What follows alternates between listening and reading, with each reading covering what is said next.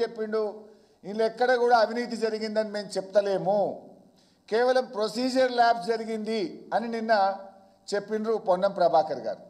మరి అవినీతే జరగలేదని పొన్నం ప్రభాకర్ చెప్తే అవినీతి నిరోధక శాఖ ద్వారా మీరు ఎట్లా ఎంక్వైరీ చేస్తారు? ఇప్పుడు ఆ శాఖ ఏం చెప్తుంది? వస్తు రూపేణ ధన రూపేణ ఎక్కడైనా అవినీతి జరిగినప్పుడు అవినీతి నిరోధక శాఖ దాన్ని నిరోధించడానికి పనిచేస్తుంది. అవినీతే జరగలేదని రాష్ట్ర మంత్రి పొన్నం ప్రభాకరే చెప్తున్నాడు. మరిగా ఎక్కడుంది? ఇవాళ there is no corruption. At best ఏదన్నా ఉంటే గింటే maybe some irregularity but not illegality. There is no illegality. ప్రొసీజరల్గా ఉంటే ఉండొచ్చు, కానీ అసలు ఏసీబీకి అవినీతే జరిగినప్పుడు దీన్ని విచారించేటువంటి అవకాశమే ఉండదు.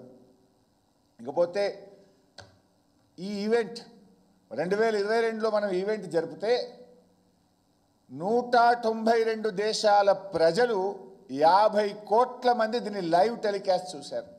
అంటే 192 దేశాల్లో మన హైదరాబాద్ ఇమేజ్ను, మన తెలంగాణ రాష్ట్ర ఇమేజ్ను, మన దేశం యొక్క ప్రతిష్టను పెంచే విధంగా కేటీఆర్ గారు బీఆర్ఎస్ ప్రభుత్వం ఆ రోజు పనిచేసింది.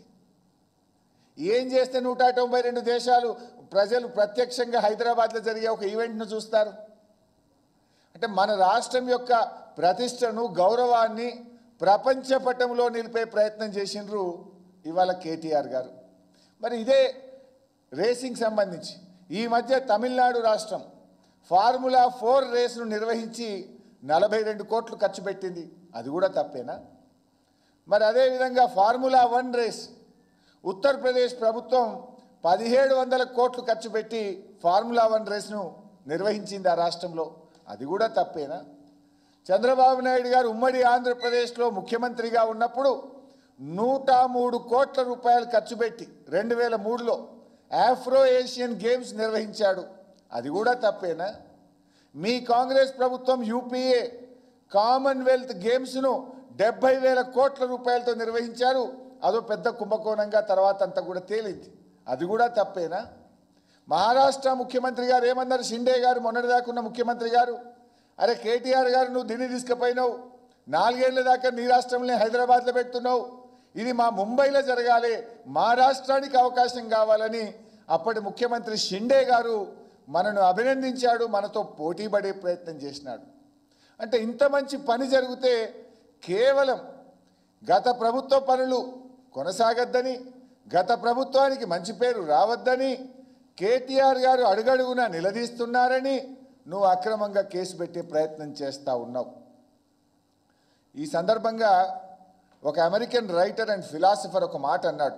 వారి పేరు జాన్ సి మ్యాక్స్వెల్. వారు అన్న మాటను ఒకసారి మీకు గుర్తు చేస్తాను. People who blame others for their failures never overcome them, they simply move from problem to problem. ఎవరైతే తమ ఫెయిల్యూర్స్ను వేరే వారిని బదనాం చేస్తారో వారు ఎప్పటికీ ఆ ఫెయిల్యూర్ నుంచి బయటపడలేరు. సమస్యల నుంచి బయటపడలేక ఒక సమస్య నుంచి మరొక సమస్య సృష్టిస్తూ ఉంటారు. అట్లా కాలం వెళ్ళబుచ్చుతారు. ఇది కరెక్ట్గా రేవంత్ రెడ్డికి సూట్ అవుతుంది. ఇది రేవంత్ రెడ్డికి సూట్ అవుతుంది. తన ఏడాది పాలనకు ఇది అతికినట్లు సరిపోతుంది. అలవిగాని హామీలు ఇచ్చి ఆ రోజు ఎన్నికల ముందు ప్రజల్ని మభ్యపెట్టాడు. ముఖ్యమంత్రి అయితే అయిండు, కానీ ఆ హామీలు ఎట్లా అమలు చేయాలో అని ఆయనకు అర్థం కాక తలబట్టుకొని ఇగో ఈ రకమైన జిమ్మిక్స్ చేస్తూ ఉన్నారు. ఎట్లా గట్టెక్కాలి, తిమ్మిని బమ్మిని చేయాలి అనే ఆలోచనతో హామీలు ప్రజలు ఏడ ప్రశ్నిస్తారో అని ప్రజల దృష్టి మరల్చడానికి రకరకాల జిమ్మిక్కులు చేస్తున్నాడు. మొదట్లో మీరు చూశారు, లేని దివాలాను దివాలా దివాలా అని లేని దివాలాను ప్రచారం చేసి తమ గోతిలో తామే పడి రాష్ట్రానికి పెట్టుబడులు రాకుండా రాష్ట్ర ఆదాయం తగ్గే విధంగా చేసిండు. ఆ వైట్ పేపర్ను మీరు చూశారు. నిన్న కూడా అసెంబ్లీలో మూతోడ్ జవాబు దేదియే, ఇక మళ్ళీ ఎవడు మాట్లాడకుండా చేసినాం.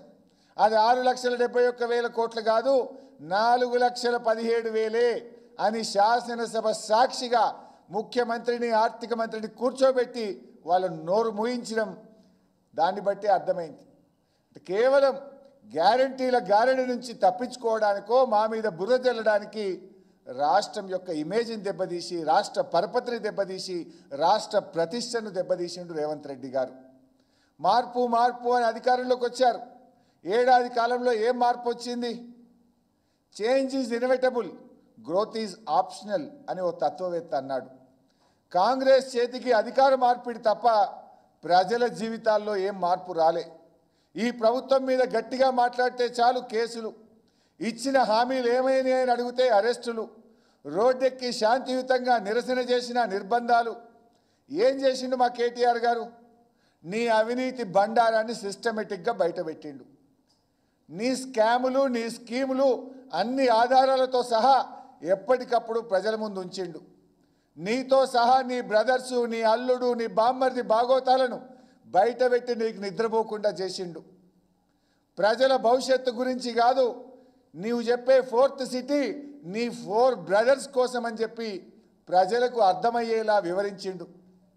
మూసీ బ్యూటిఫికేషన్ పేరిట నువ్వు చేయబోతున్న లూటిఫికేషన్ను బయటపెట్టిండు.